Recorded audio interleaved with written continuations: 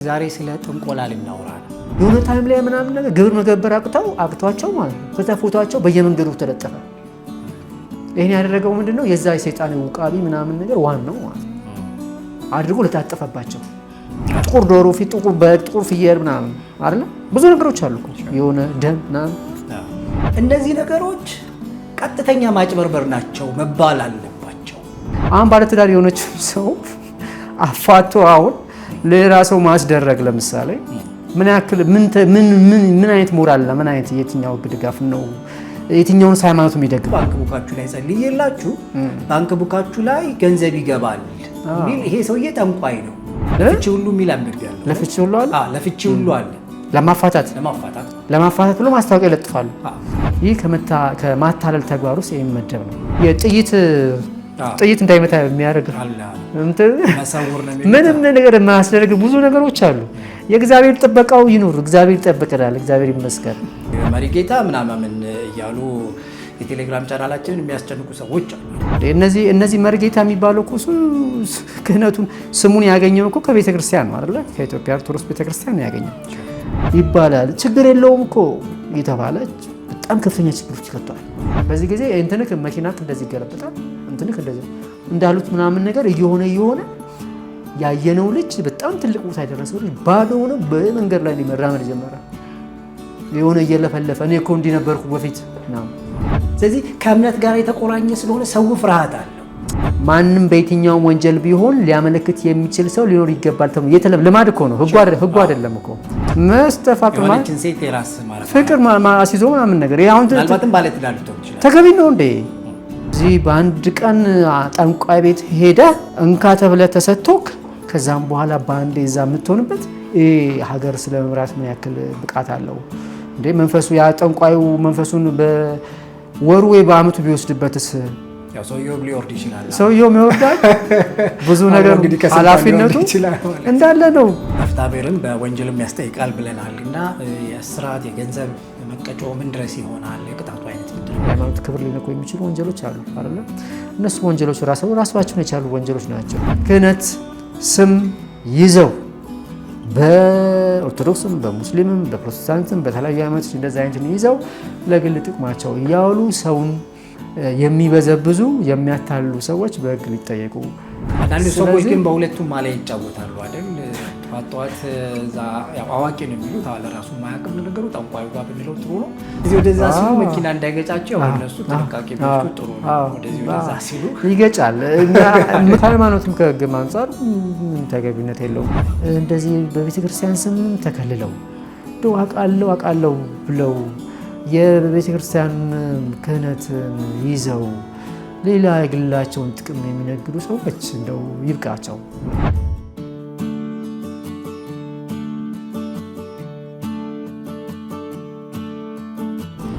ሰላም ጤና ይስጥልን። የተወደዳችሁ ሌታ ቤተሰቦች እንዴት አላችሁ? እንዴት ይዟችኋል? ዛሬ ስለ ጥንቆላ ልናወራ ነው። እንዴት እንደሚጠነቆል ግን አይደለም። ከህግ አንጻር ነው የምንነጋገረው። ጉዳዩ ማለት ጥንቆላ ጥሩ ነገር አይደለም። ከምናመልከው አምላክ ፈቀቅ ብላችሁ የሆነ ነገር አድርጉ እንደማለት ስለሆነ ማለት ነው። ግን ይሄ ጥንቆላ የሚባለው ነገር በህግ የሚያስጠይቅ እንደሆነ ግን ብዙ አይታሰብም። አሁን በተለያየ በተቋማት ደረጃ የእምነት ተቋም እውቅና በሰጧቸው ደረጃ ጭምር ጥንቆላ ይደረጋል። ስለዚህ እሱንም ጭምር እናነሳለን። በእምነት ስም የሚደረጉ ጥንቆላዎችም ጭምራሉ። እነሱ ነገሮች የህግ ተጠያቂነታቸው ምን ድረስ ነው የሚለውንም ሀሳብ እናነሳለን። እንዲሁ ደግሞ የሰፈር ስማቸው ራሱ ጠንቋይ አይባልም እስከሚለው ድረስ ይሄዳሉ። ፍርሃቱ ስላላቸው ማለት ነው። አዋቂ ነው የሚባለው ይላሉና ለራሱ ማያውቅም። ለማንኛውም ስለ ጠንቋዮች ነው የምናወራው፣ በህግ ተጠያቂነታቸው ነው። የዛሬ እንግዲህ ፋንታሁን ደለለኝ ይባላል። ጠበቃና የህግ አማካሪ ነው። በዚህ ጉዳይ ላይ ሰሞኑን አንድ ጽሁፍ አጋርቶ ነበርና ይሄ ጉዳይ እኮ በጣም ወሳኝ ጉዳይ ነው፣ መተህ ብናወራ ተባብለን ነው ፋንቲሽ የመጣው። በእናንተ ስም አመሰግናለሁ። እንኳን እንዳመጣ ፋንቲሽ። እንኳን ደህና ቆያችሁ። እንዴት ይዞሃል? ሰላም፣ እግዚአብሔር ይመስገን። እንግዲህ ደላለን በጣም የጥንቆላ ጉዳይ በጣም አሳሳቢ ደረጃ የደረሰ ይመስለኛል እንደኔ። ምክንያቱም በጣም በተለያዩ ቦታዎች ሲደረጉ የምናየው ነገር ሆኗል እና ሰው ጋራም ያለ ፍርሃትም ጭምር አለ እና እነሱን ሁሉ ነገሮች ስንመለከት ይሄ ነገር እንዴት ነው የህግ ተጠያቂነቱ የሚለውን እንድንጠይቅ ብዙ ጊዜ ያደርገናል። እና እንግዲህ እናንተ የህግ ባለሙያዎች ዝም ብላችሁ አሁን መተንፈስ በጣም ያስመሰግናል እላለሁ እንደኔ። እና ምናልባት እስቲ የህግ ብያኔው ማን ነው ጠንቋይ ይላል? ብያኔው ማን ማለት ጠንቋይ ለመባል አንድ ሰው ወይም ጥንቆላ ስራ ሰርቷል ለመባል ብያኔውን የሚያገኘው በምን መንገድ ነው? እሱን ጀምር። ኦኬ፣ አመሰግናለሁ። ስለጋበዛችሁኝ አመሰግናለሁ። እንግዲህ ያው ጥንቆላ ምንድን ነው የሚለውን ነገር በተመለከተ ስናየው ከህግ አግባብ እንግዲህ አውቃለሁ ባይነት ነው። ይህን ነገር አውቅልሃለሁ፣ እድልህን እጠነቁልልሃለሁ፣ የወደፊት ጣፋንታ ኮከብን እቆጥርልሃለሁ፣ እንደዚህ አድርግልሃለሁ። ስለዚህ ጣፋንታን ለማወቅ ከፈለክ እንግዲህ እኔና መተህ የምታደርገውን አድርገህ ከዛም በኋላ እኔም ደግሞ አድርግልሃለሁ ነው። እና የሰውየውን እድል እጣ ፋንታ እንደሚያውቅ ሆኖ በዛ ሰው ላይ ስልጣን እንዳለው ሆኖ የሚሰራው ነገር ነው። እና ከህግ አግባብ ስንመለከት እነዚህ ነገሮችን እንግዲህ አሁን በኢፌዴሪ ወንጀል ህግ አንቀጽ 700 ላይ ተቀምጧል። እነዚህ አንቀጽ 700 ላይ የማታለል ወንጀሎች ተብለው በዝርዝር የተቀመጡ ነገሮች አሉ። የማታለል ወንጀሎች እና ማታለል ማለት ምንድነው? እንግዲህ ከማጭበርበር ጋር ይሁን ምክንያትና ውጤቱ በማይታወቅ መንገድ አንድ ሰው ይህንን ነገር አድርግልሃለሁ ብሎ ምንም በማይጨበጥ በማይታይ በማይዳሰስ ነገር ከሃይማኖትም ከሞራልም ከህግም ባፈነገጠ መልኩ ለዛ ሰው አደርግልሃለሁ ብሎ የዚህ ድርጊት ውጤቱ እኔ ነኝ ብሎ በዛ ነገር ላይ ራሱን ሹሞ እኔ ያደረኩልህ ብሎ ከዛ ሰው ላይ አላግባብ መበልጸግ ወይ አላግባብ ጥቅም የሚያገኝበት አካሄድ ነው። እና ሃይማኖቱም ከሚፈቅደው ህግም ከሚፈቅደው ውጪ በሃይማኖትም ስልጣን ያልሰጣቸው በህግም ስልጣን ያልሰጣቸው አካላት በአንተ ላይ ያለው መንፈስ እንደዚህ ያበርልሃለሁ፣ ሀብት እሰጥሃለሁ፣ መናፍስህን አንተ ላይ ያዙን እንደዚህ አደርግልሃለሁ በማለት በግለሰብ ከሃይማኖት ተቋም ውጪ በመሆን የሚያደርጉ አሉ። በእርግጥ ወደ ሃይማኖቱ ስንመጣ በየትኛውም ሃይማኖት ስንመጣ በእምነቶቻችን ሰው በሚያምንበት ህጋዊ እምነት ፈጣሪውን አምኖ በሚያመልክበት ሁሉ ነገር ይደረግለታል፣ ይሆንለታል። ይሄ ግልጽና ግልጽ የሆነ ጉዳይ ነው። ነገር ግን እንደዚህ በግለሰብ ደረጃ ያለአግባብ ጥቅም ለማግኘት ሲባል እንደዚህ አይነት አካሄዶችን የማናፈስ አካሄዶችን ስራዎችን በገንዘብ በጥቅም በመቀየር በማድረግ ሳያደርጉ ማድረግ ያለው በማለት ጥቅም የሚያገኙበት አካሄድ ሲሆን ይህ ከማታለል ተግባር ውስጥ የሚመደብ ነው። እና ጥንቆላም ከዚህ ጋር በተያያዘ ነው። እንግዲህ ጠነቁልልሃለሁ አቅልሃለሁ ነው አይደል? ይሄን ነገር አንተ ጣፋንታን አቅልሃለሁ፣ ያንተን ጉዳይ ወደፊት የት ጋር እንደምትሄድ በዚህኛው አመት ምን ላይ እንደምትደርስ በዚህኛው አመት ላይ ምን ላይ እንደምትደርስ አቅልሃለሁ ይልና ከዛም በኋላ ደግሞ ይሄን እዚህ ቦታ ላይ የሆነ ክፉ ነገር ሊያጋጥም ስለሚችል ይሄን ክፉ ነገር ለማሻገር የግድ እንደዚህ ማድረግ አለብህ ብሎ ሌላም ጥቅም የሚያገኝበት ሁኔታዎች ደግሞ ይኖራሉ። እና እንዲህ ያደረገ በሰው አእምሮ በማይታይ ነገር ምርመራ የለው፣ ላብራቶሪ የለው፣ የሚታይ የሚወሰድ ነገር የለው፣ ደም አይወሰድ፣ ሽንት አይወሰድ፣ ምንም የሚወሰድ አካላት ምርመራ የለ። ሰውየው ብቻ ከሰውየው ጋር እያወራ በመንፈስ በማይጨበጥ ሁኔታ እንደፈለገ የሚያወራው ነገር ነው። እና የሰውየውን ልቦና እንደፈለገ አድርጎ ከወሰደው የደካማ ልቡን ስነ ልቦናውን ከወሰደበት ሰውየውን እንደፈለገ አድርጎ የሚያሽከረክረውና አውቃለሁ እያለ ገንዘብ ማናቸውም ነገር እየተጠቀምበት ባዶ ጨርቁን የሚያስቀርበት ነው። እና ይህ ደግሞ ምንድነው የሚሆነው? ያኛውን ሰውየውን ይህንን አቅላለሁ የተባለውን ሰውዬ ባዶን የሚያስቀርፍ ነው በኋላ ላይ ማለት ነው። እና በዚህ ብዙ ነገር አዳምጠናል አለ። ቤታቸውን ሸጠው ብዙ ነገር ሆነው ባዷቸውን የቀሩ ብዙ ሰዎች አሉ ማለት። እና እነዚህም ሰዎች ደግሞ እንደዚሁ ገንዘባቸው ሀብታቸው ተበልተው በቃ የሚሄዱበትም ግራ ጠፍቷቸው ተታለው ተጨበረው ግራ የገባቸው ሰዎች አሉ።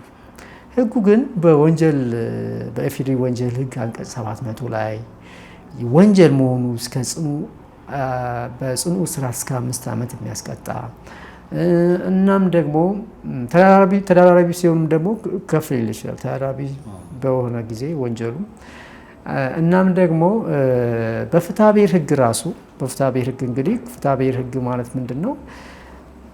ገንዘብ፣ ጥቅም፣ መብት፣ የፍትሐ ብሔር ጉዳዮች፣ ካሳ፣ ጉዳት የመሳሰሉት ነገሮችን ከአንድ ሰው ጋር የወሰደብህ ሰው ለማስመለስ የምትጠይቅበት መብቶች የተቀመጡበት ህጎች ናቸው እና በዛ መሰረት አሁን በወንጀል ህጉ መሰረት ወንጀል ከተሰራብህ አላግባብ ከበለጸገብህ ወይ የማታለል ስራ ያ ሰው ከሰራብህ እና ገንዘቡንም ንብረቱንም ካንተ የተጠቀመብህ ከሆነ በአላግባብ መበልጸግ በፍትሐ ብሔር ህግ 2162 መሰረት ይህንን ሰው የወሰድክብኝ ገንዘብ፣ ጥቅም፣ መብት አላግባብ ነው ከኔ ላይ፣ ስለዚህ ይህንን ገንዘብ መልስልኝ ብሎ መጠየቅ ይችላል። ፍርሃቱ ግን አለ አይደል? ፍርሃቱ ይኖራል። አሁን ይሄ ነገር መሰበር አለበት። ምናልባት ጉዳዩ እንድናጠናክረው የተወሰኑ ነገሮች ላንሳ ከዚህ ጋር ተያይዞ።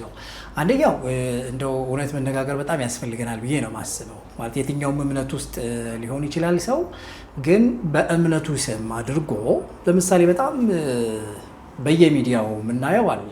ምንድነው የባንክ ቡካችሁን ይዛችሁ ኑና ባንክ ቡካችሁ ላይ ጸልዬላችሁ ባንክ ቡካችሁ ላይ ገንዘብ ይገባል የሚል ይሄ ሰውዬ ጠንቋይ ነው እንጂ በምንም እምነት ስም የሚደረግ እውነተኛ ነገር አይደለም። እሱ ብቻ አይደለም፣ ሌሎችም አካባቢ የምናየው ነገር አሁን ለምሳሌ መሪጌታ ምናምን እያሉ የቴሌግራም ቻናላችንን የሚያስጨንቁ ሰዎች አሉ አይደል? ማለት ለምን እንደ ማለት እነሱ ያው የጥበብ ስራ ነው ምናምን ይላሉ አይደለም። ለምንድን ነው ለሀብት ለጤንነት ምናምን ብለው እንደው ለግርማ ሞገስም የሚላል ምን እንደሆነ ራሱ አይታወቅም እሱ። ከዛ መስተፋቅር ምናምን እየተባለ ብዙ ነገር ይዘረዘራልና እነዚህ ነገሮች ቀጥተኛ ማጭበርበር ናቸው መባል አለባቸው። ምክንያቱም በግልጽ እየተደረጉ ያሉ ወንጀሎች ስለሆኑ ማለት ነው።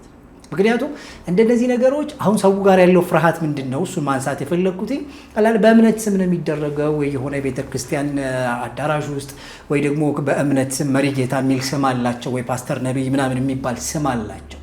ስለዚህ ከእምነት ጋር የተቆራኘ ስለሆነ ሰው ፍርሃት አለው።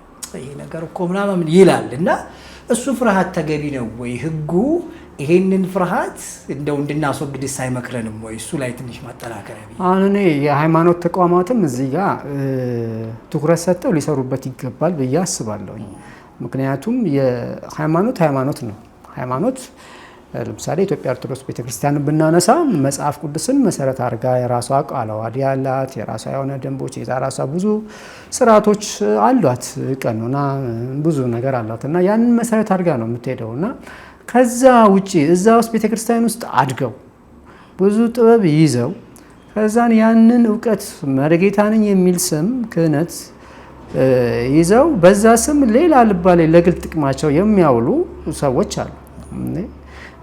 እነዚህ መሪጌታ የሚባለው እኮ ክህነቱን ስሙን ያገኘው እኮ ከቤተ ክርስቲያን ነው አይደለ? ከኢትዮጵያ ኦርቶዶክስ ቤተ ክርስቲያን ነው ያገኘው እና ይህንን ካገኘ በእርግጥ የባህል ሕክምና ለመስራት የሚያስችለውን ጥበብ እውቀት ካለው በሕክምና ደረጃ በባህላዊ ሕክምና ደረጃ ካለው መልካም በዛ ረገድ መስራት ይችላል። ነገር ግን የሌለውን ነገር አውቅላችኋለሁ በማለት እዚህ ጋር እንደ በቴሌግራማችን ላይ እንደሚለጠፉ በጣም የሚገርሙ ነገሮች ናቸው እንዴ። አሁን መስተፋቅር ማለት ነው። መስተፋቅር ማለት ሴት የራስ ማለት ፍቅር አስይዞ ምናምን ነገር አሁን ምናልባትም ባለትዳር ልትሆን ይችላል። ተገቢ ነው እንዴ? አሁን ይሄ ከምን አንጻር ነው እንዴ? ባለትዳር ልትሆን ትችላለች። አሁን ባለትዳር የሆነች ሰው አፋቶ አሁን ሌላ ሰው ማስደረግ ለምሳሌ ምን ያክል ምን አይነት ሞራል እና ምን አይነት የትኛው ድጋፍ ነው? የትኛውን ሃይማኖት የሚደግፈው? የትኛው ሃይማኖት አይደግፍም። ይሄን አይደል እንዴ? ለምሳሌ ይሄ ምንድነው ሀብት ማካበት ነው። ሀብት መያዝ በተመለከተ ሳይሰራ አሁን የኢትዮጵያ ኦርቶዶክስ ቤተክርስቲያን መጽሐፍ ቅዱስ ምንድነው የሚለው? ሰርተ ጥረ አግኝ ነው። ሰርተ ጥረ አግኝ ነው አይደል የሚል ሰርቶ መብላትን ነው የቤተክርስቲያን ትምህርት የሚያስተምረው እሱ ነው አይደል እንዴ? ከድሮ ጀምሮ ብናያቸው አሁን ምሳሌ እግዚአብሔር በጣም የወደዳቸው ከአዳም ጀምሮ እስከ አብርሃም ምናምን እያልክ አሁን በሐዋርያ ዘመን እስካሁን ድረስ ወደዚህ ስትመጣ ድረስ ያሉ ሰዎች እያንዳንዷ ነገር ለውጤታቸው የልፋት ድርጊት ምክንያት አላቸው አይደለ? እንደዛ አይደለ? አዎ። እና በዚህን አይነት በለፍተህ ጥረህ ግረህ በምታመጣው ነው እንጂ ደሞዝን ፍሬህን የምታገኘው እንደዚሁ በመንፈስ በመስተፋቅር እንደዚህ ሀብት በማከማቸት ሀብት የሌለውን ሀብት እንዲሰጥህ አድርጋለሁ። ለመፍትሄ ሀብት ይላል። ለመፍትሄ ሀብት ይባል፣ ለስልጣን ይባል። ስልጣን የሚያዘው በምንድን ነው? በምርጫ ወይ በሕገ መንግስቱ ህግ ምንድን ነው? ለፓርላማ ውስጥ ለመግባት ምንድን ነው ማድረግ ያለበት? ህዝብ መምረጥ አለበት አይደል? ህዝብ ነው የሚመርጥህ። የራሱ የሆነ ስርዓት አለው። የምርጫ ቦርድ አለ፣ ምክር ቤት አለ፣ የመንግስት ተቋማት ሌሎች አሉ። እውቀት ይታያል፣ ልምድ ይታያል፣ ጨዋነት ይታያል። እነዛ ሁሉ ነገሮች ተደማምረው የብዙ ጊዜ ልፋት ልምድ ውጤት ተደምሮ ነው እንጂ እዚህ በአንድ ቀን ጠንቋይ ቤት ሄደ እንካ ተብለ ተሰጥቶክ ከዛም በኋላ በአንድ እዛ የምትሆንበት ሀገር ስለ መምራት ምን ያክል ብቃት አለው እንዴ? መንፈሱ ያ ጠንቋዩ መንፈሱን በወሩ ወይ በአመቱ ቢወስድበትስ ያው ሰውየው ሊወርድ ይችላል። ሰውየው ይወርዳል። ብዙ ነገር ኃላፊነቱ እንዳለ ነው። የዘረጋቸው ነገሮች ሁሉ ምናምን ብዙ ችግር ውስጥ ነው የሚወድቁት እና ይሄ በጣም ከባድ ነገር ነው እና ስለዚህ በቤተ ክርስቲያን ስም የሚነገድ በዚህ በተለያየ በሌሎች ሃይማኖት ስም የሚነገዱ መሪጌታ ነኝ ብለው ቤተ ክርስቲያን ክህነት ወስደው የተለያየ ማስታወቂያ እንደው ከባድ ነው የሚለጠፉ ማስታወቂያ ትንሽ ይከብዳሉ። ምንም የማያደርጉት ነገር የለም እኮ ምንም የማያደርጉት ነገር የለም። እውነት አሁን ቆይ ለፍቺ ሁሉ የሚል አንብቤ ያለው ለፍቺ ሁሉ አለ። ለፍቺ ሁሉ አለ። ለማፋታት ብሎ ማስታወቂያ ይለጥፋሉ። ለማፋታትም ከተፈለገ ተብሎ የፈለገችውን ሴት ለመውሰድ የፈለገውን ወንድ ከማንም ጋር ለማጋባት ለመቀማት የሰውየውን የፈለገውን ነገር ለመውሰድ እንዴ ይሄ ነገር እንደዚህ ለማድረግ ተብሎ ዋጋ ሌሎች የሚከፍሉበት አለ። በዚህ ምክንያት ሰዎች አላግባብ ገንዘባቸውን ጊዜያቸውን አጥተው ለዛ ሰው የሚገብሩበት አለ። ሌላ ብዙ ሀብታቸውን የሚሰጡበት ሁኔታ አለ። በዚህ ጊዜ አእምሯቸውን ሰጥተው እንደዚህ ከሚያደርጉበት ይልቅ ሌላ ትክክለኛውን አካሄድ ተጠቅመው በራሳቸው በሄዱበት መልካም ነው እና እነዚህ መርጌታዎች ብቻ ሳይሆኑ በሌሎች እምነት ደግሞ አሁንም በሌላ እምነት ስም የሚነግዱ ነገር ግን ያንን እምነት ሳይፈወሱ ተፈውሳቸዋል ይላሉ።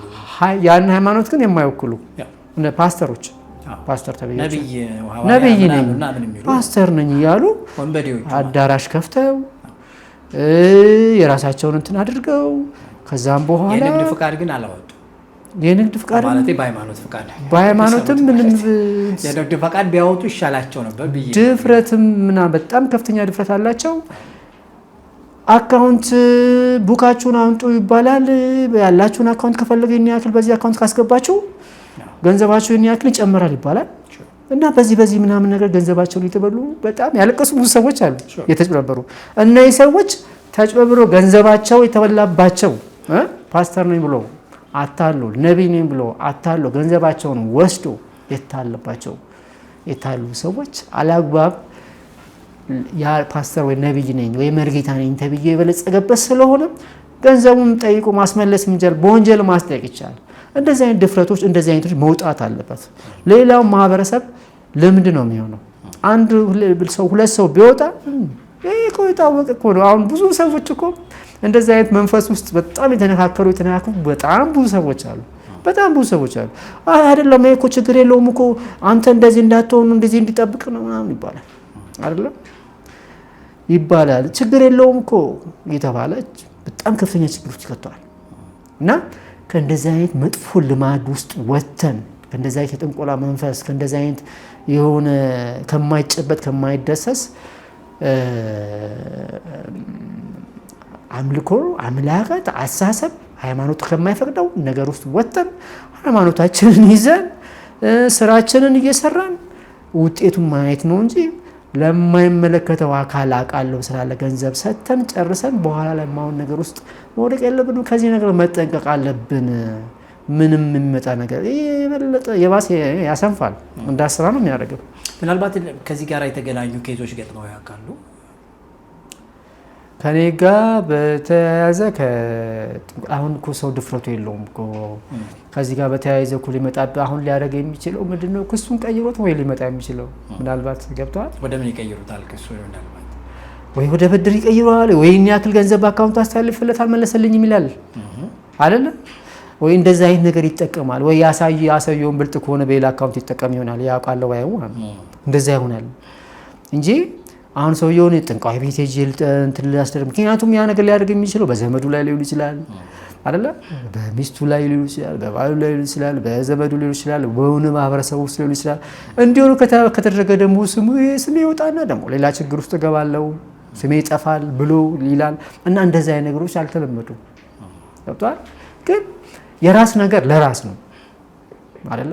የሆነ ታይም ላይ ተታልያለሁ፣ በቃ ተታልዬ ይሄ ሰውዬ አታሉኛል አቅልሃለሁ ብሎ ሲቸግረኝ እሱ ጋር ሄጃለሁ፣ ከዚህ ገንዘብ ጠጥቻለሁ፣ ግን ውሸት ነው። ስለዚህ ገንዘቤን ይመለስልኝ። እሱ በወንጀል ይጠይቅ፣ እንደዛ ማለት ይችላል። በወንጀል እንኳን ማስጠየቁ ቢቀር ከፈለገ ገንዘቡን መልስ ማለት ይችላል። እና ሌላው ቢቀር እንኳን ከእንደዛ አይነት ነገር ተቆጥበን ይሄ ጠንቋይ ነኝ አውቃለሁ ወይም በሃይማኖት ሽፋን የሚነግዱ አካላትም ሊያበቃላቸው ይገባል። በቃ እንዴ በአደባባይ እንዳለ ቴሌግራማችን እኮ ቴሌግራም ውስጥ ራሱ እንዴት ጓደኛ እንደሚሆኑ ግን አላውቅም። ጓደኛ እንዳለ መርጌታ የቴሌግራም ውስጥ ያለው ያስጨንቀው አንዱ ስልካችንን ግማሹ መርጌታ ነው፣ ግማሹ ምናምን ነገር መርጌታ ነው። የመርጌታ ባህል ሕክምና እንደዚህ ይላል። ስገባ አታምኑ። ምናልባት ከባህል ሕክምና ጋር አያይዘን ብናነሳው የባህል ሕክምና እንግዲህ የንግድ ፍቃድ ሲያወጡ በባህል ሕክምና እንደሚያወጡም ይሰማል እና ከዚህ ጋር ተያይዞ የባህል ሕክምና እንሰጣለን ተብሎ የሚነሱት ነገሮች ማለት ለስንፈተ ትምህርት ምንድነው ለመስተፋቅር ሀብት እንዲመጣ ምናምን የሚሉ አይነት ነገሮች ያረጋሉ እንደዛ እና በባህል ሕክምና ስም ይህንንስ ማድረግ ይፈቀዳል? አሁን በባህል ሕክምና ፍቃድ አሁን ዘመናዊ ሕክምና አሉ አይደለ? እነሱ ሆስፒታሎች እነዚህ የታወቁ ዘመናዊ ሐኪሞች አሉ እና ደግሞ የባህል ሕክምና ስራ የሚሰሩ አካላት አሉና እነዚህ እንግዲህ የሚሰሩት ስራዎች አሁን ቅመማ ቅመም ከመቀመም ጋር ከእጽዋትና ከእንስሳት ከሚቀምሙት ቅመም ጋር ተያይዞ የተለያዩ የፈሳሽም ሆነ ዱቄት ይሰራሉ። ከዛ ጋር ተያይዞ ሊፈውሱ የሚችሉ ምርጥ ፈዋሽ የሆኑ ስራዎች ይሰራሉ። እነዚህ በጤና ባህል ሕክምናውን እየተቸን አይደለም። ባህል አይደለም እንዴ ትልቅ አስቴት እንደሆነ ማወቅ እሱን አስምረን ነው የምናወራው። እጅግ በጣም እየተደረገ ያለው ነገር በሀገራችን ማለት ነው። በሀገራችን ያሉ ጠበብቶች የሕክምና ሐኪሞች የባህላዊ ሕክምና ሐኪሞች በዓለም ላይ ራሱ ትልቅ ቦታ ሊሰጣቸው የሚገባ ግን ቦታውን ያላገኙ ሰዎች በጣም አዋቂ የሆኑ ባህል ሐኪሞች አሉ እና እነዚህ ሰዎች በጤና ሚኒስቴር ስር እውቅና ያገኙ በመድኃኒትና ቁጥጥር ባለስልጣን ስርም ክትትልና ቁጥጥር ያላቸው እውቅና ድጋፍ ፍቃድ እየተሰጣቸው አካላት ናቸው እና እነዚህ ሰዎች እንደዚህ አይነት ስራ እንዲሰሩ ፍቃድ ሲሰጣቸው ተመርምረው ተጠይቀው ተመርምረው በፍቃድ ባለው አካል ተገቢውን ጥናት ተደርጎ ነው እና ይህ ሲደረግም እንግዲህ እንዳልኩ ነው እነዚህ በባህል እጽዋቱን እንስሳቱን የተለያየ ነገር እውቀታቸውን ተጠቅመው ነው ዘመናዊንም ተምረው ብዙ እስከዛ ድረስ የመጡበትን ልምድ አካብተው ነው ከዛም በኋላ ለሰው ልጅ ፈዋሽ የሆኑ መድኃኒቶች የሚሰጡት። እነዛ መድኃኒቶች ወይ ይቀባሉ ወይም ወደ አካላት ተወስዳቸውም ከሆነ ይወሰዳሉ። እንደዚህ በማድረግ ነው ወደ ፈውስ የሚመጣው አይደል? ግን አሁን ሌላውን ስንመለከተው ግን እንደዚሁ በመናፍስት አሰራር አካሄድ ለመናገር ይከብዳል አይደለ? ለመናገር አሁን ስታየው ራሱ አሁን ስትከፍተው አሁን እነዚህ የሆነ ባህልና ሕክምና ተብሎ አንዳንድ ነገሮች ስትከፍታቸው ከምክንያት ውጭ ናቸው እና ወዲያውኑ የምታሳልፋቸው። ምክንያቱም አእምሮ ምንም አያምንበትም፣ ብዙም ምንም አያምንበትም። የምክንያት ሰው ሎጂካል አይደለም። እንዴት እንደዚህማ ከሆነ እንበለሻሻለን። ከባድ እኮ ነው። ሁሉም እኮ ይሄ አይሆንም። የሚሆነው በፈጣሪ ማመን ነው። መሆን ያለበት ሁሉም ፈጣሪ አለው አይደል? ሁሉም ፈጣሪ አለው። ሁሉም የራሱ ሆነ አምላክ አለው። አምላክ የሚለውን ነገር በዛ መታዝና በዛ መሄድ የሚሻለው። ሁሉም የተፈጥሮ ስርዓት አለ። ከዛ ከተፈጥሮ ስርዓት ህጋት ውጭ ስንሆን ግን ዋጋ ያስከፍለናል። ለዛ ነው ዋጋ እየከፈልን ያለ ነው።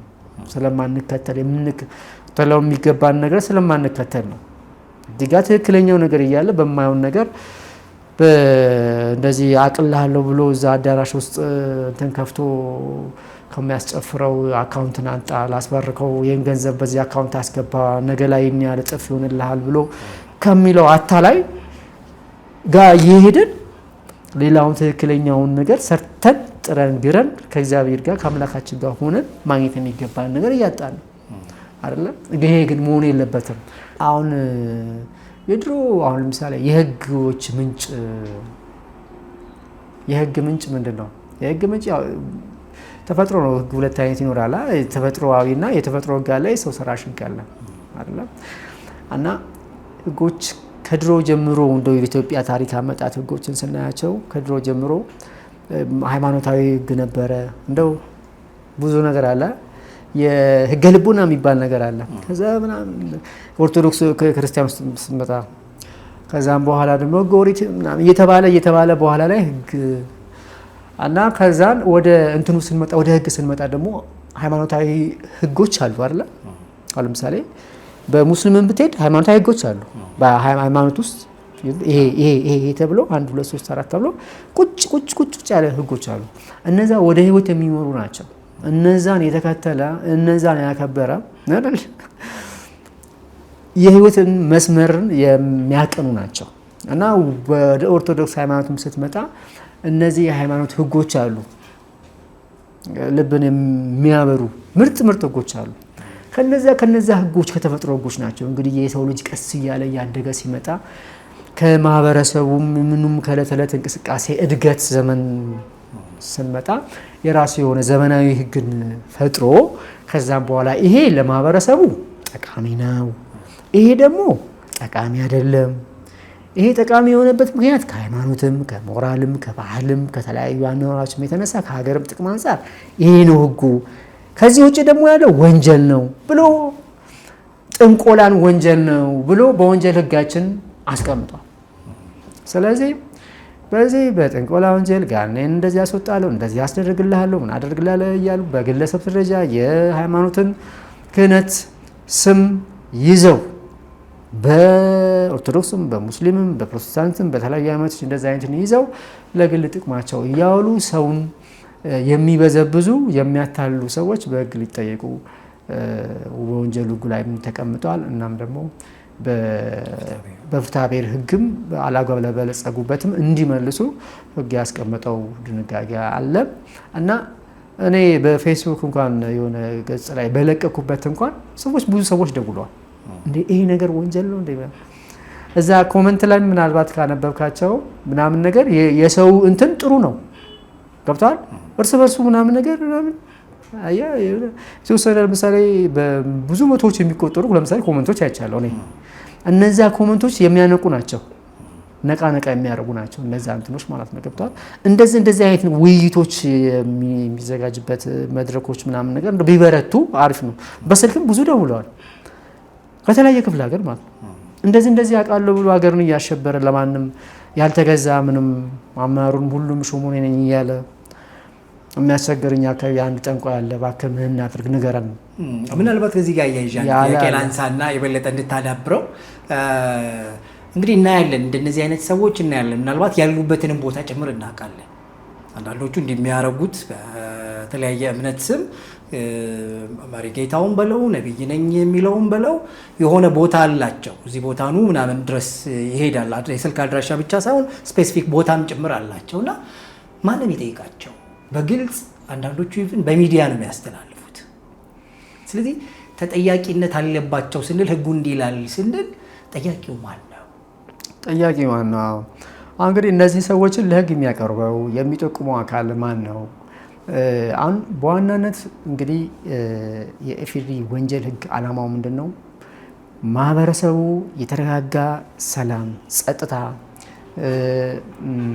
ፍትሃዊ ኑሮ በሰራው በጥሮ ግሮ ባከማቸው ንብረት በራሱ ነፃነት ኖሮት እንዲኖርበት ነው።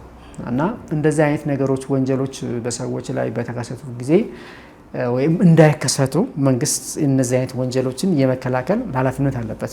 እነዚህን የወንጀል መከላከል ኃላፊነት ያለበት ደግሞ የመንግስት አካል የሆነው የፍትህ ተቋማት ናቸው። በተለይ እነዚህ የፍትህ ተቋማት ደግሞ ከፍትህ ሚኒስቴር ጀምሮ እስከ ታች ወረዳ ፍትህ ጽህፈት ቤት፣ ቀበሌ፣ ቀጠና እየተባሉ ከስር ድረስ አሉ እና ከላይ ታች ሆነው ምንድነው እነዚህ አይነት ወንጀሎች የት ነው የሚከሰቱት ብሎ በማጥናት እነዚህን ወንጀሎች ለማስወገድ ኃላፊነት አለበት እና አሁን ሁለት አይነት ወንጀል በሁለት አይነት መልኩ ለፖሊስ ይቀርባል ወይ ምርመራ ይጀመርባል እና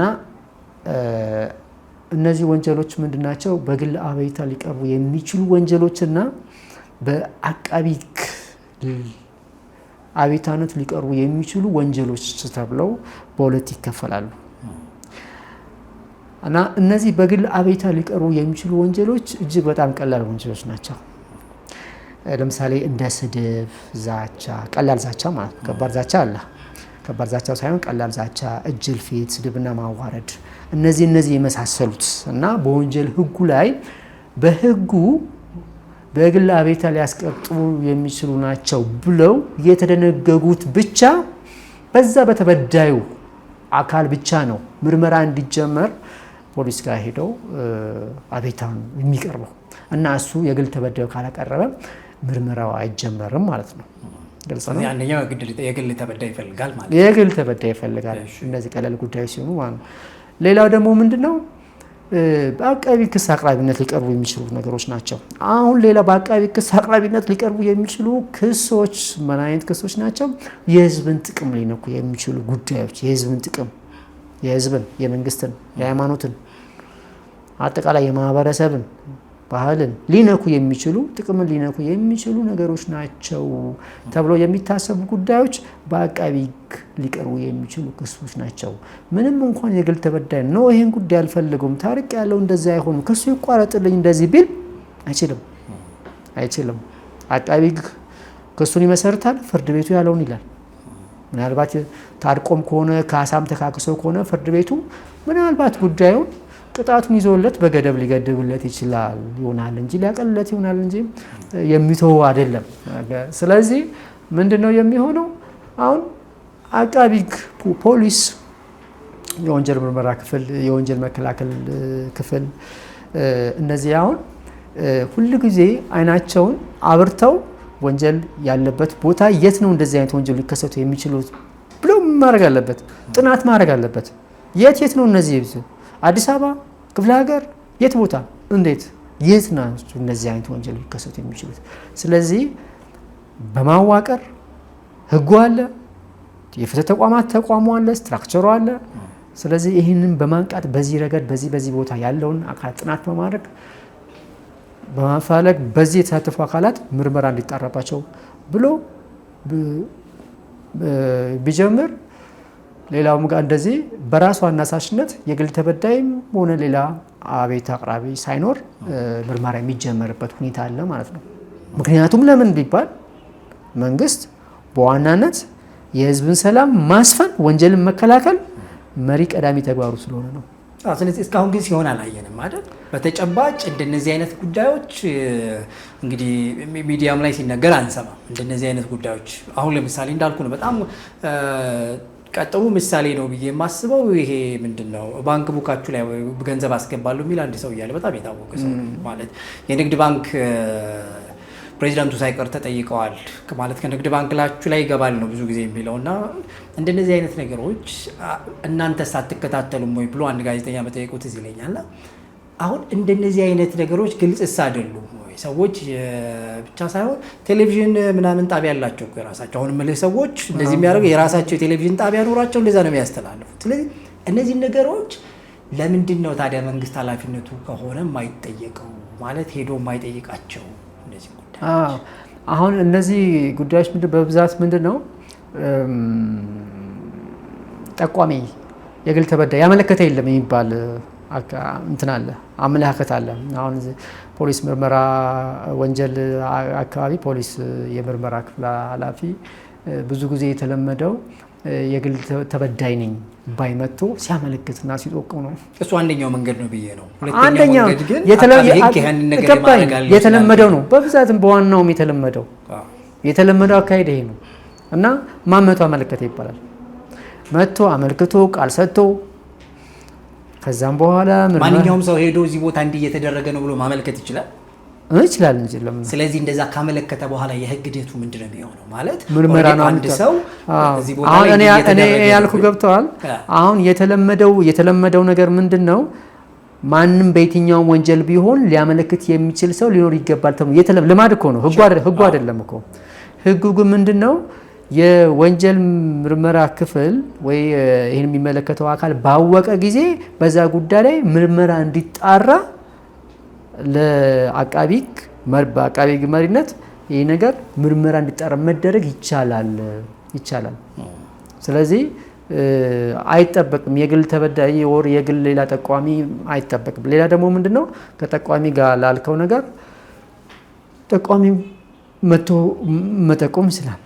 ስለዚህ አንድ ሰው ለምሳሌ እንዲህ እንደሚደረግ የሚያውቅ ሰው እዚህ አካባቢ እንዲህ ይደረጋል ብሎ መጠቆም ይችላል። ለምሳሌ አሁን ከዛ ከጠቆመ በኋላ ህጉ መሄድ ይችላል። ከጠቆመ በኋላ ምንድነው ምርመራ ነው የሚያጣራው። ምርመራ ሲያጣራ አሁን ለምሳሌ ይሄን የግል ተበዳዩን ቤቱ ቁጭ ያለ ገንዘቡ ተበልቶ ገብቷል፣ ተታሎ ገንዘቡ ተበልቷል፣ ብዙ ሺህ ብር ማለት ነው ወይ ሚሊዮን ብር ተበልቷል። ከዛም በኋላ ይጠራዋል፣ ይደውልለትና እንፈልግሃለን ለህግ ጉዳይ ወይ ለዚህ ብሎ አግባብቶ ይጠራውና ከዛም በኋላ በዚህ ጉዳይ ያለው ነገር እንደዚህ ነው። ስለዚህ ጉዳይ በማህበረሰባችን ላይ በጣም የተስፋፋ ነው። ስለዚህ አንተ ልትተባበር ያስፈልጋል። ምንም እንኳን አንተ እንደዚህ ቢሆንም ገና ለገና ማህበረሰባችን እንደዚህ ብለህ ብታስብም፣ ነገር ግን ይህን ነገር እንደዚህ ከሆነ በአንድ ላይ ሆነን ካልተባበርን እና ለአንተም ለሱም የህግ ከለላ ተደርጎልህ ጉዳዩን አንተ አስፈላጊውን ማስረጃ ሰጥተን ከኛ ጋር ሆነ ይሄ ምርመራ ተከናውኖ እንደዚህ አይነት ሰዎች አውቃለሁ ባዮች፣ እንደዚህ ጠንቋዮች፣ ሌሎች እነዚህ በሃይማኖት ስም እንትን እያሉ ሰውንም እያታለሉ ገንዘብ የሚበሉ ሰዎችን ለህግ ልናቀርበው ይገባል። አለበለዚያ ሀገራችን ላይ ማህበረሰቡም እየታለለ ወደ መሆን አቅጣጫ እየሄደ ነው በሚል አግባብቶ ምርመራ መጀመር ይችላል። ከዛን እያጣራ አስፈላጊውን የሆነ ማጣራት እያደረገ የተለያዩ አይነት ማጣራቶች አሉ።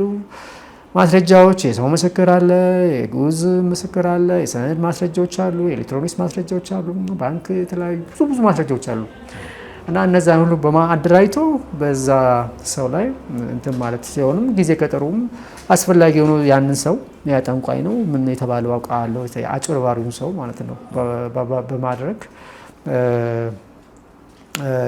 ማስረጃ አጣርቶ ጊዜ ቀጠሮ ዋና ዓላማው ማስረጃ ውጭ ከሆነ ማስረጃ እንዳያጠፋ ነው። አንዳንድ ጊዜ ሳይነቃ የምታረግ ከሆነ ትችላለህ፣ ሳይነቃ ማድረግ ሳታስረው ማድረግ ትችላለህ። ነገር ግን ከነቃብክ ማስረጃ ሊያጠፋብህ እሱም ሊጠፋብህ ይችላል አይደል? ስለዚህ ያው ከሆነ ጊዜ ቀጠሮ ትጠይቀውና ከዛም ማስረጃ ተሰባስቦ ከዛ በኋላ ጊዜ ዋስትና ወይ ትጠይቀዋለህ። ከጨረስክ ወይ ክሱ በአቃቤ ክስ እንዲከስ ይደረጋል ማለት ነው። እና ስለዚህ ምንድነው ማለት ነው ቅድም እንዳልኩት አሁን ይሄ የማታለል ተግባር የጥንቆላ ተግባሩን በምን የሚቀርቡ በግል አቤቱታ ሊቀርብ የሚችል ጉዳይ ሳይሆን በእንትን ነው የሚቀርበው በአቃቤ ክስ አቅራቢነት የሚቀርብ ነውና የመንግስት የፍትህ አካላት በዚህ ጉዳይ ላይ በራሱ ጊዜ ምርመራ ሊያደርግ የሚችልበት የማጣራት ስልጣን አለው ማለት ነው በራሱ። እንግዲህ እሱ ስልጣን እንግዲህ ተግባራዊ ሆኖ ማየት በጣም ይናፍቀናል ልክም ስለሆነ ምክንያቱም የግል ይሄን ነገር አሁን እንግዲህ ይሄን ነገር እየተናገርን ቀስ ያለን እየተናገርን ዛሬ አሁን አንድ ነገር እንደዚህ ተናገርን ሌላ ሰው ጋር ሲደርስ እንደዚህ መናገሪያ ሲያደርገው ሰው ውስጥ ሲያርፍ ጥሩ ነው። ገብቷል እንዲነቃ ይሆናል። ከሃይማኖትም ከህግም አንጻር ምን ተገቢነት የለውም። ከየትኛውም ማንስ ምን ለምን ነው ሰው የሚሰቃየው? እንዳልኩ ነው። ምናልባት አሁን እንግዲህ ፍርሃቱ አለ ረጅም ጊዜ የኖርንበት ስለሆነ በአንድ ጊዜ ላይ መጣ ይችላል። ንቃት መሰጠት አለበት። ንቃተ ህግ ንቃት የስነልቦና ሰዎች የስነልቦናቸው ጥንካሬ እንዲያገኝ በእነዚህ አሁን የስነልቦና አዋቂዎች አሉ አይደል? እነሱ ራሱ ስራ መስራት አለባቸው። የህግ አዋቂዎች ስራ መስራት አለባቸው። መንግስትም በዚህ ላይ ስራ የህግ ግንዛቤ ማስጨበጥ መስራት አለበት። አይደል እንዴ? ሰው ሰርቶ ማግኘት አለበት እንጂ በእንደዚህ አይነት ስራ እየተሸወደ በስነ ልቦና ከሽፎብሃል። በቃ አንተ እድል እኮ ተወስዷል። ምንድን ነው የምትሰራው? እድል ተወስዷል። በቃ አንተ ምንም አታመጣም ብሎ ሲይዝብህ ምን ሲልብህ አይደል እንዴ? ለምን እንደዚህ ይሆናል? እንደዚህ የሚያደርገውን ሰው ዋጋ እንደሌለው አንተም ከፈጣሪው ጋር ሆነ ማሳየት እንዳለብህ ሊያውቅ ይገባል። መልካም። እስቲ የህግ ተጠያቂነቱን እናንሳ። እንግዲህ በፍትሐ ብሔርም በወንጀልም ያስጠይቃል ብለናል እና የእስራት የገንዘብ መቀጮ ምን ድረስ ይሆናል? የቅጣቱ አይነት ምን ድረስ? በኢፌዴሪ ወንጀል ህግ እንግዲህ በኢፌዴሪ ወንጀል ህግ አንቀጽ 700 መሰረት እስከ 5 ዓመት ጽኑ እስራት ያስቀጣል። 5 ዓመት ጽኑ እስራት እና እስከዛ ድረስ ያስቀጣል እና እነዚህ ወንጀሎች ተደራራቢ ከሆነስ እንዴት ምን ማለት ነው? ተደራራቢ ማለት ለምሳሌ አንድ ሰው በአንዱ ጉዳይ ላይ አሁን ለምሳሌ ተደራራቢ ወንጀል ማለት ለምሳሌ አሁን እንደው አንድ ሹፌር አለ እንበልና አንድ ሹፌር እየነዳ 7 ሰዎች ላይ ጉዳት ደረሰ። 7 ሰዎች ላይ ጉዳት ሲያደርስ በኢፌዴሪ ወንጀል ህግ አንቀጽ 60 መሰረት 60ዎቹ እንደዚህ መሰረት ምንድነው ይሄ ተደራራቢ ወንጀል ይባላል። በእያንዳንዱ ሰዎች ላይ ክስ 1 ክስ 2 ክስ 3 ክስ 4 እያለ ይመሰርታል። በሰባቱ ላይ ነው ክስ 1 ክስ 2 ክስ 3 እና የተለያዩ ክሶች ይመሰርታል እና እነዚህ ክሶች ቅጣታቸው የሚደመርበት አግባብ አለ እና የነዚህ ውጤት ጣራውን ሊነካ ይችላል ማለት ነው። የቅጣቱን ጣራ ተደምሮና የቅጣቱ ጣራ ማለት በአንዱ የሚጠየቅበት ጣራ ማለት ነው። በአንዱ የሚጠየቅ አሁን ለምሳሌ አሁን እስከ ጽኑ እስራት እስከ 5 ዓመት ቢባል ከ5 ዓመት አያልፍም። ለምሳሌ ተግባሩ የማታለል ተግባር ከሆነ ማለት ነው። ግልጽ ነው። ግን አሁን ከዚህ ከማታለል ተግባር ጋር ተያይዞ ለምሳሌ በአንድ ክስ ቀድሞ ሊቀጣ ይችላል፣ በሌላ ክስ ደግሞ ሌላ ጊዜ ሊቀጣ ይችላል እና እንደዚህ በሆነ ጊዜም እንደዛ ነው እና ዞሮ በእስራት የሚያስቀጡ ቅጣቶች ከ25 ዓመት አያልፉም። ከ25 ዓመት ጽኑ እስራት ጣራው እስከዛ አያልፉም። ግን ምንድነው በልዩ ህጉ ከተደነገገው በላይ እስከዛ ድረስ ስር ነው። በአንድ በወንጀል ህጉ በተደራራቢ ወንጀል ክስ የተከሰሰ እንደሆነ በዛ ልዩ ህግ ባስቀመጠው ቅጣት ድረስ ነው ሊቀጣ የሚችለው። ግልጽ ነው። አሁን ቢደመር ለምሳሌ 5 ዓመት ቀላል አይደለም። አሁን ለምሳሌ በአንድ ክስ ለምሳሌ አንድ ሰውን አታለለ ዜን ለምሳሌ የማታለል ተግባር እንትኑም ከፍታና ዝቅታውም እንትን አለው ይወስነዋል። አሁን ያታለው የወንጀል ክብደት መጠን ነገር አለና ከዚህ ጋር ተያይዞ የቅጣት አወሰን መመሪያ የሚባል የፌዴራል ጠቅላይ ፍርድ ቤት አወሰን መመሪያ ያወጣዋል። በዛ መሰረት የሚወሰኑ ነገሮች አሉና እነዚህ ለምሳሌ 2 የማታለል ተግባር ወይ ጥንቆላ ተግባር እንደዚህ ምናምን ነገር ፈጽሞ ከሆነ ተያርቦ ከዚያም እስከሚደርስበት ሁኔታ አለ እና እነዚህ አይነት ነገሮች ለምሳሌ ሌሎች ወንጀሎች ሊያስከትሉ ይችላሉ። ለምሳሌ ሆን ብሎ ማታለል ተግባር ብቻ የጥንቆላ ተግባር ብቻ አይደለም። ለምሳሌ በንብረትም ላይ በሌላ በሃይማኖት ላይ ራሱ ወንጀል ሊሆን ይችላል እኮ በሃይማኖት ላይ ለምሳሌ የሃይማኖትን ሞራል ሊነካ የሚችል ከሆነ የሃይማኖት ላይ የሚፈጸሙ ወንጀሎች እኮ አሉ እኮ የሃይማኖት ክብር ሊነኩ የሚችሉ ወንጀሎች አሉ አይደል? እነሱ ወንጀሎች ራሳቸውን የቻሉ ወንጀሎች ናቸው። እኛ ሊያስደርገው ይችላል። አዎ ገብተዋል እንዴ? በሃይማኖት ወንጀል ራሱን የቻለ ኤሌመንት ሊያቋቁም ይችላል። በዚህ ደግሞ በማታለል ብለን በዚህ ብለ የተለያዩ ወንጀሎች ሊያቋቁም የሚችሉ በዛ ነገር ላይ ሊኖር ሁሉ ይችላል እና ተጠያቂነት በወንጀል እስከዚህ ድረስ ነው። በፍትሐ ብሔር ሕግ በተመለከተ እንግዲህ ምንድን ነው በጉዳት ባደረሰው ልክ ነው። በጉዳት ባደረሰው ልክ ነው ሊሆን የሚችለው። ከሰውየው ላይ ምን ያክል ወስደውበታል ነው። 1 ሚሊዮን ከወሰደበት 1 ሚሊዮን፣ 50 ሺህ ከወሰደበት 50 ሺህ፣ 60 ሺህ ከወሰደበት 60 ሺህ፣ 100 ሺህ ከሆነ 100 ሺህ፣ 300 ከሆነ 300 ሺህ በወሰደበት ልክና ሰውየው በዛ ምክንያት ያወጣው ጉዳት ሊኖር ይችላል። ገብቷል። በዛ ምክንያት ያጣው ነገር ጉዳት ሊኖር ይችላልና እስከ ወለዱ ጭምር ካሳ የሚካስበት ሁኔታ ይኖራል እና እነዚህ ነገሮች ማህበረሰቡ የዚህን የህግ ግንዛቤ ኖሮት ራሱን ከነዚህ አይነት የወንጀል ጉዳዮች መጠበቅ አለበት። እንደዚህ በቤተ ክርስቲያን ስም ተከልለው እንደው አውቃለሁ ብለው የቤተ ክርስቲያን ክህነትን ይዘው ሌላ የግላቸውን ጥቅም የሚነግዱ ሰዎች እንደው ይብቃቸው። እውነት በጣም ቢበቃቸው ይሻላል። እንደው ባያውቁ ይሻላል። እንደው አሁን አፈዛለው ምንድነው የጥይት እንዳይመታ የሚያደርግ ምንም ነገር የማያስደርግ ብዙ ነገሮች አሉ። የእግዚአብሔር ጥበቃው ይኑር። እግዚአብሔር ይጠብቀናል። እግዚአብሔር ይመስገን።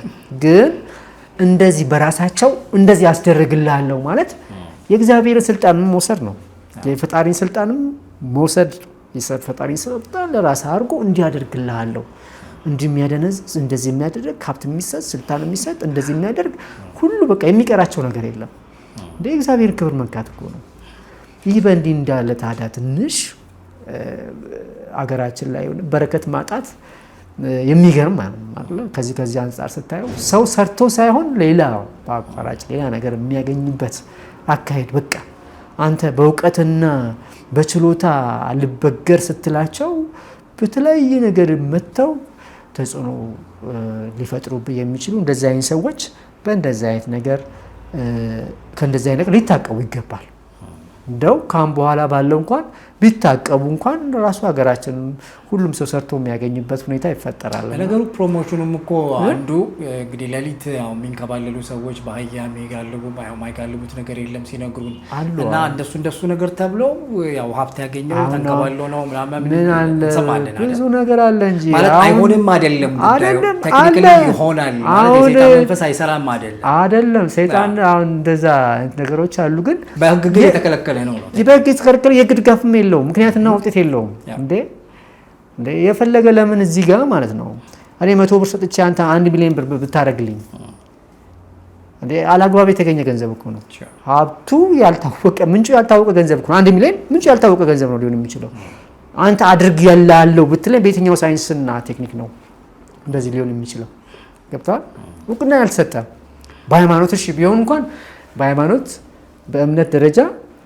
የሞተም ይነሳል አለ ብዙ ነገሮች አሉ አለ የታመመ ይፈወሳል አለ እንደዚህ አይነት ነገሮች በሃይማኖት ብዙ እንትን የሚባሉ ነገሮች አሉ ግን የሃይማኖትን እውቅና ካውቁና ውጪ ሃይማኖት ግን ጥቅም ለማግኘት ብለው አይደለም እነዛ የሚሰሩት ጥቅም ለማግኘት አይደለም ጥቅም ለማግኘት ሳይሆን አይደለም የእግዚአብሔርን ክብር ለማሳየት ነው የእግዚአብሔር ጸጋ ታምራቱ በእነሱ ላይ እንዲሰራ ነው እግዚአብሔር እንዲመሰገንበት ነው ያ ነገር እና አይደለም ወንጌል ነው እዛ ጋር ያለው ነገር ወንጌል ነው የፈጣሪ ታላቅነት የሚሰበክበት እኮ ነው ሰው ሽባ ሲተረተር እኮ